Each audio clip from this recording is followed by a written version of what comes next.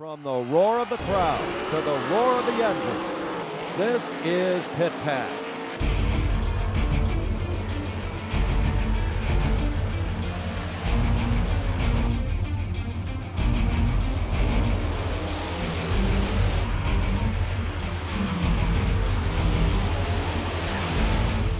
Pit Pass is brought to you by Jake's Karts and by Buttonwood Campground. Here's your host, Ron Fox. Welcome to another edition of Pit Pass. Thanks for joining us. This week we will have a mixture of dirt and asphalt racing, late models, sprints, NASCAR drivers, as well as a full program from Motordrome Speedway. And that's where we will start with the second 100-lapper of the season for the super late models, the Summer Sizzler 100. The top 12 qualifiers had to redraw for starting positions for the feature event. Barry Audi in the 75 had the 8th fastest time, but drew inside the front row, with Scott Wiley, the 10th fastest qualifier, to his outside in car number 47. As they get underway, Tommy Beck in the 60 quickly moves into the second spot. By lap 2, Beck has already taken the lead away from Audi. On lap 5, Bobby Henry, the second fastest qualifier who drew the 10th starting position, makes it around the outside of his teammate Gary Wiltrout, who won last week's feature. On lap 9, number 31 Mark Catone, who won the last 100-lapper at Motordrome, gets by Wiley for third place. On lap 19, Mark Poole, who was running in the top 5, blows an engine to bring out the first caution of the race. The top 5 at this point are Beck, Audi, Catone, Wiley, and Paul Urso. On the restart, Beck starts to pull away from Audi off of turn 2. On lap 22, Catone moves to the inside of Audi to gain the runner-up spot. On lap 25, Henry has a nose under Urso going into turn 3.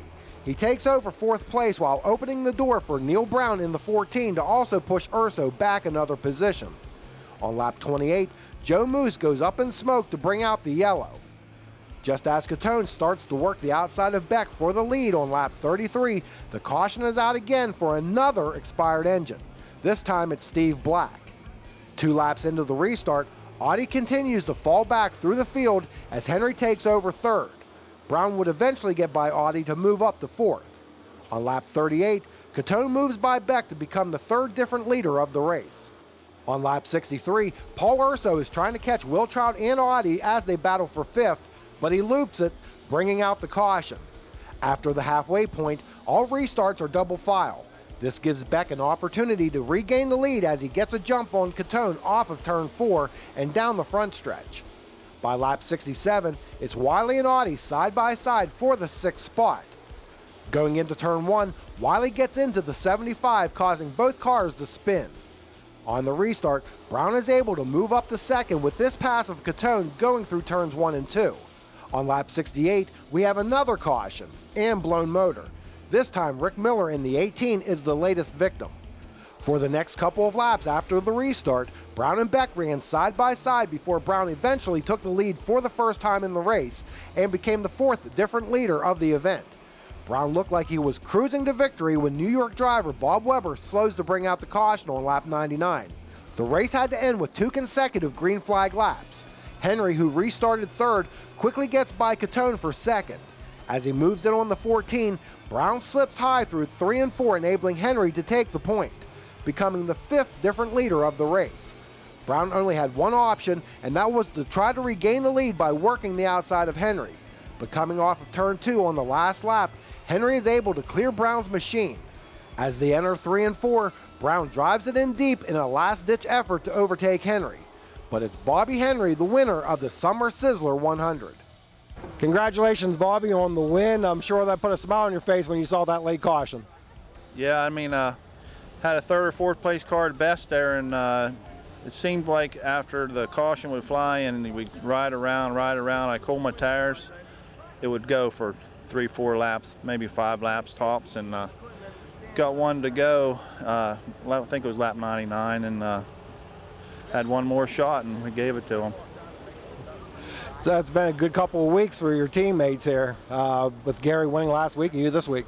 Yeah, finally. I mean, this is my first win since opening day last year, and I think Gary won the second week last year, and it took him to last week. So now we're getting it turned around, and everything's looking a lot better.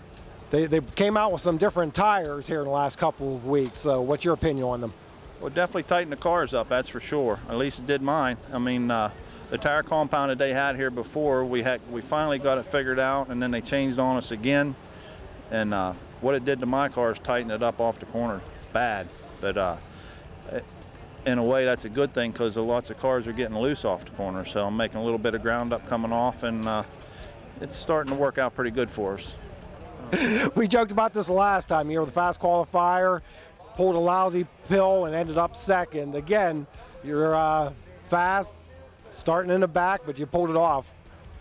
Yeah, I mean, the pill draw, I'm the absolute worst there is. I mean, I've been doing this for 20-some years, and I've been bad for 20-some years, so that's nothing I'm not used to, and it actually makes it more fun coming from the back anyhow, you know what I mean? If you start in the front and you have a good car, it kind of boring, but that was definitely not boring tonight. It was a lot of fun. So after 100 laps in the Summer Sizzler, it's Bobby Henry followed by Neil Brown, Mark Catone, Gary Wiltrout, and Tommy Beck. Certainly Bobby Henry has to be one of the favorites for the Piney Lasky Memorial Race in October. The event is in honor of Motordrome promoter Stan Lasky's father, and it continues a long family tradition. We did fall festivals at Jennerstown, ended our season with them for years. Those days they were a supermod late model show. I don't have the supermods here right now, so it's late model 100, and then it's extra distance for all my other divisions, modified, street stocks, chargers, and super compacts. We are getting 4-cylinder front-wheel drive super compact drivers coming from New York to come down here. It's late in the year. It's the first week of October. Those tracks are all closed. They come down just to party, have fun, and get one last race in for the summer. So it's turned 2 years. It has really turned a corner. Late last year, it really took off for me, and this is going to be quite a year for it. We will have more highlights from Motordrome later in the show, including some exciting finishes you won't want to miss.